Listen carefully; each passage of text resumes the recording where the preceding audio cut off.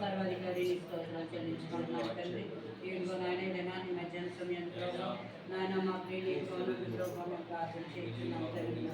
ఇదిగో ప్రభావ నాయన కుబేరావు గారు అలాగే మహాలక్ష్మి గారిని మీరు జ్ఞాపకం చేసుకుని తండ్రి వారి కుటుంబాన్ని వారిద్దరు కుమారుడు కుమార్తెలు కూడా ప్రభు మీరు దీవించండి. నాయన ఇదిగో తండ్రి చదువుకుని గృహాలు కూడా నాయన మీరు అనుగ్రహించడానికి వందనాలు స్తోత్రాలు చెల్లించుకుంటున్నాం ప్రభావ. ఇదిగో తండ్రి వారిద్దరు ఉంటానికి ప్రభావ ఇదిగో ప్రభావ పైన ఒక చక్కని ఇల్లు నేస్తారు తండ్రి. నాయన మీరు దీవించండి ఆశీర్వదించండి.